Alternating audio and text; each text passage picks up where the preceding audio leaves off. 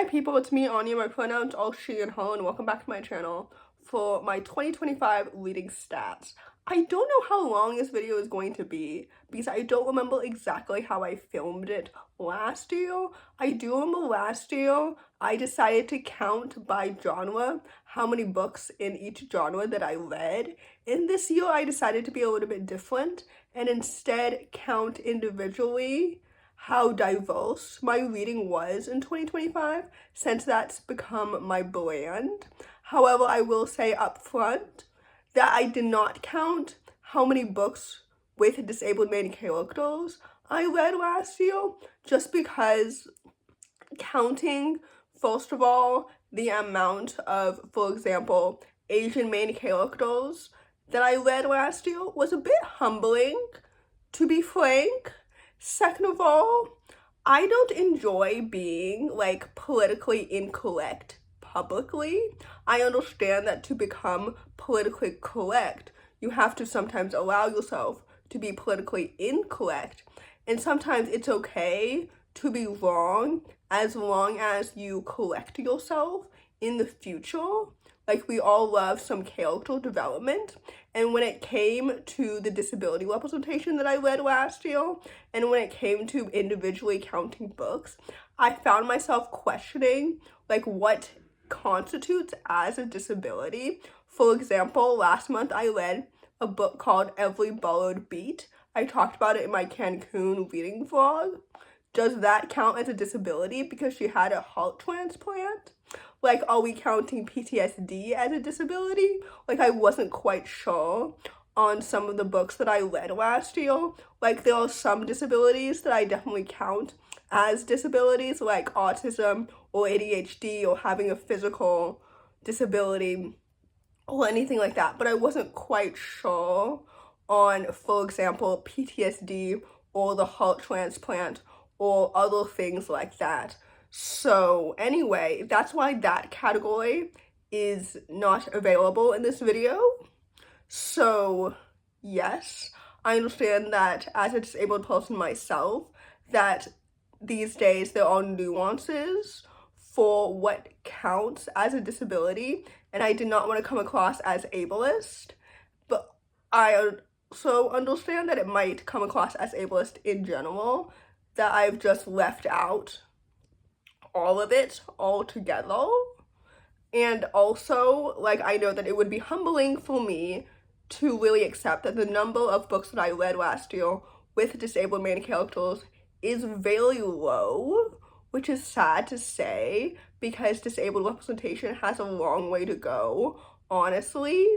So yeah, there's that.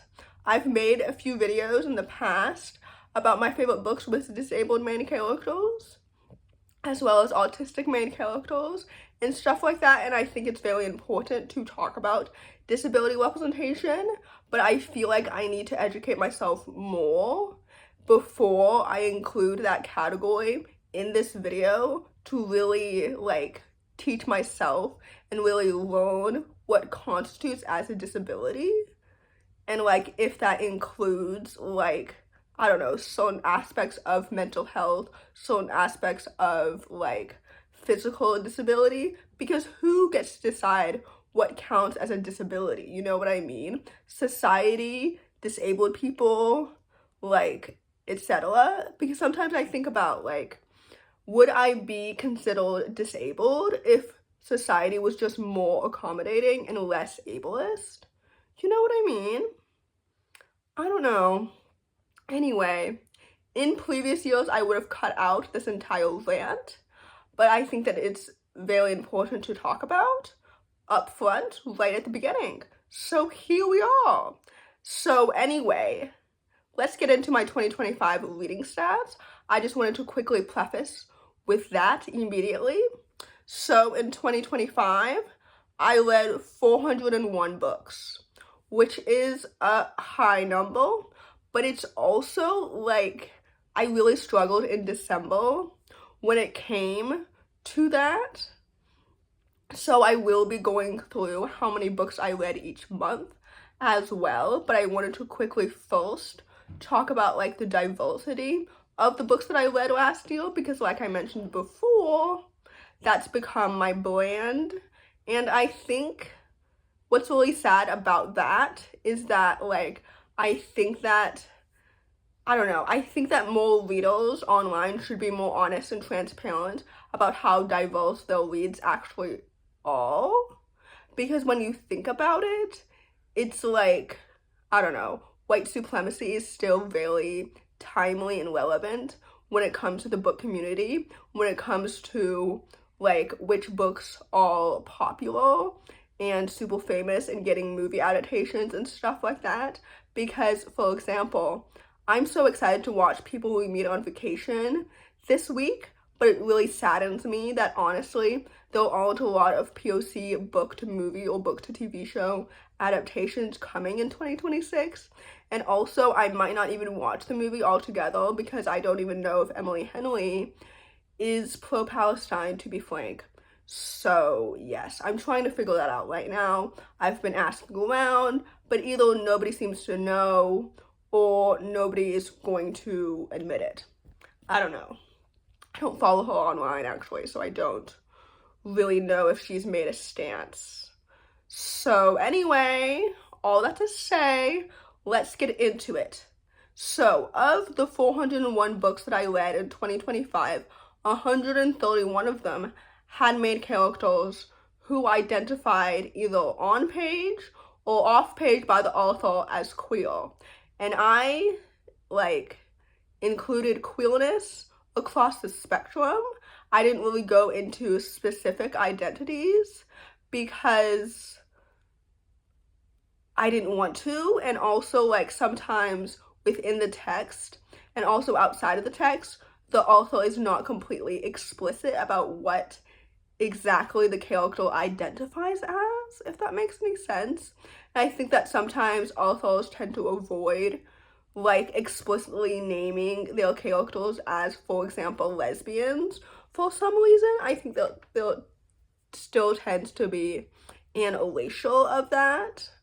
And yeah, 60 of the books that I read in 2025 featured characters that were Black, which frankly is a much higher number than I thought.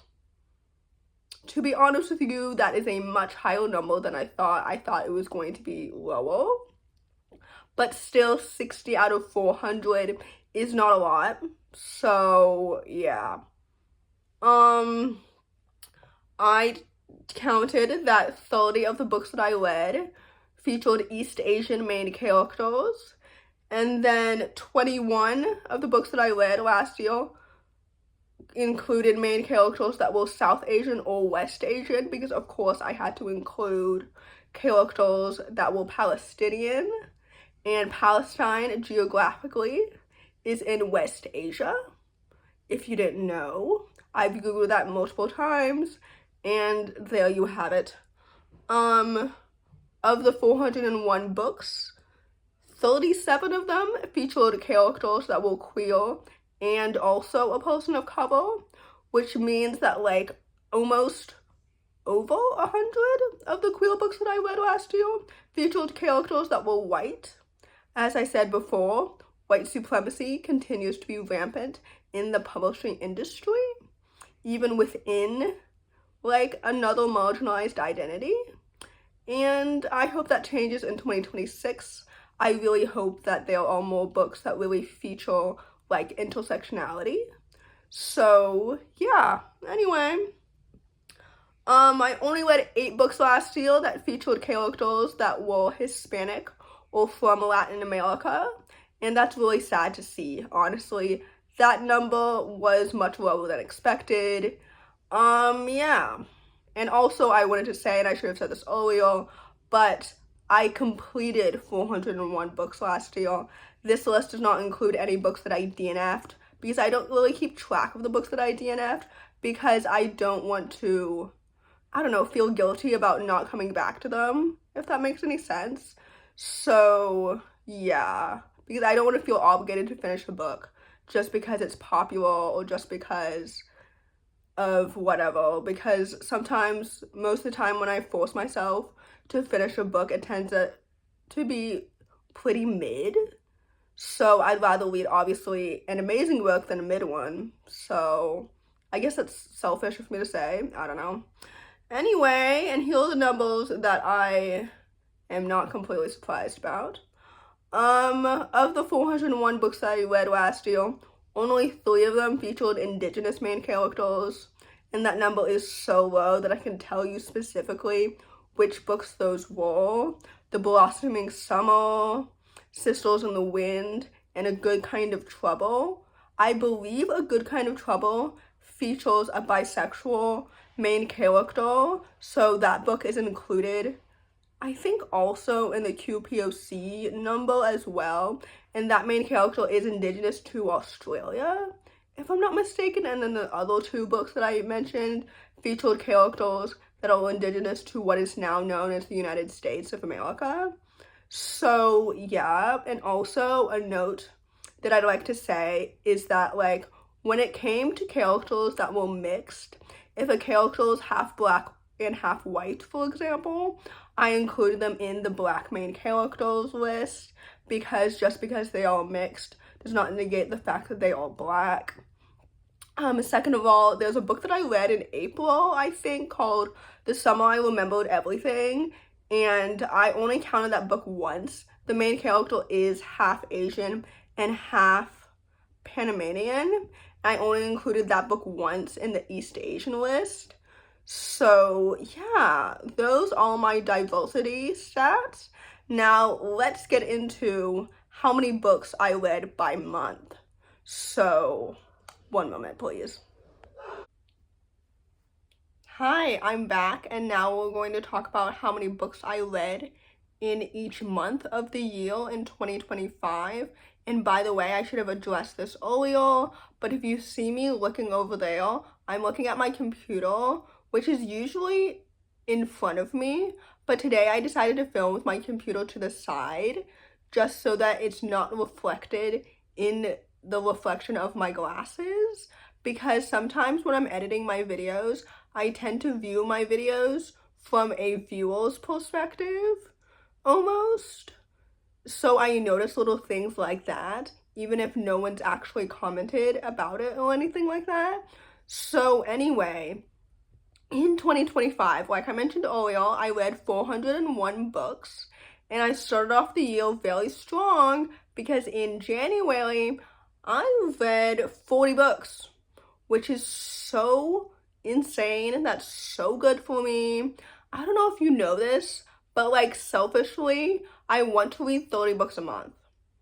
And I don't necessarily set a numerical reading goal for the entire year, because one year in 2019 I did that, and I found myself like forcing myself to finish books towards the end of the year, which was really difficult, and it added an extra pressure to my reading, and I forgot that like reading is supposed to be fun.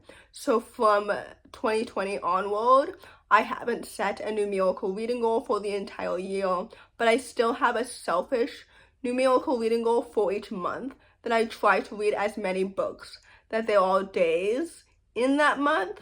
So anyway, in February, I read 31 books. I read 34 books in March, 33 books in April, 34 books in May, 39 books in June, 40 books again in July, 27 books in August. I don't know what happened there. What was I doing in August? I always thought that with the absence of school, since I haven't been in school since May 2023 when I graduated college, I always thought that I would read more books in August, but that hasn't been happening historically. So anyway, I read 35 books in September, 32 books in October, 24 books in November, and 32 books in December. Again, I don't really know what happened in November. I don't know what was happening to me upstairs mentally, if you know what I mean, because I can't think of an event or anything that happened in November that would have caused me to read less.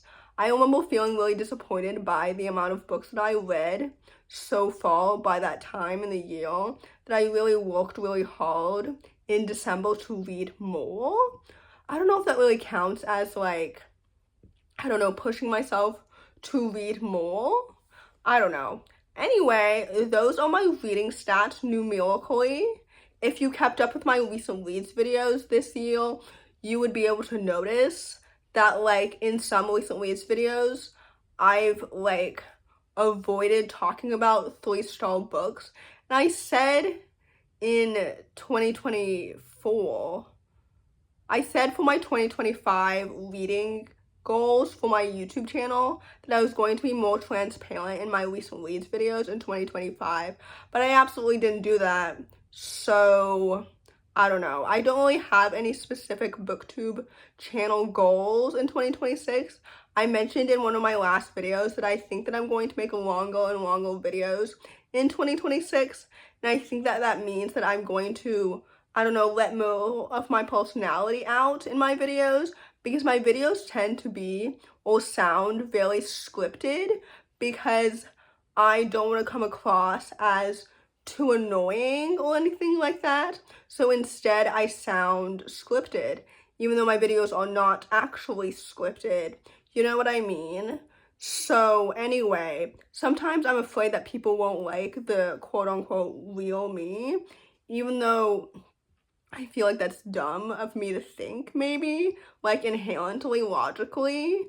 But like, I don't know, I think that in the past, in my personal life, people always made fun of me for being a reader. But now that I'm an adult, people enjoy that I'm a reader. But then I feel like sometimes people only pay attention to the books I read and nothing to do with anything else. But I don't share anything else. So there's no like material there, for lack of a better word, for people to care about. If that makes any sense. I don't really know if it does.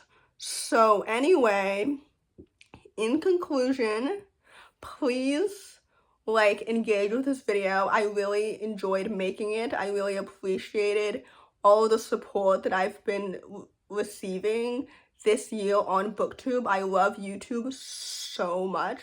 I do know that I will be posting less on TikTok in 2026 because I unfortunately burnt myself out by trying to post every single day. I don't know why I decided to do that. I knew that a burnout would be coming, yet I still did it anyway.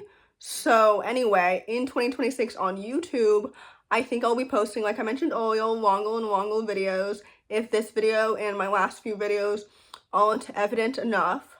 So anyway, in conclusion, please don't hesitate to give this a big thumbs up. Comment down below the teddy bear emoji if you made it all the way to the end of the video. Thanks for watching. Subscribe to my channel if you're new, and I'll see you in my next video. Bye!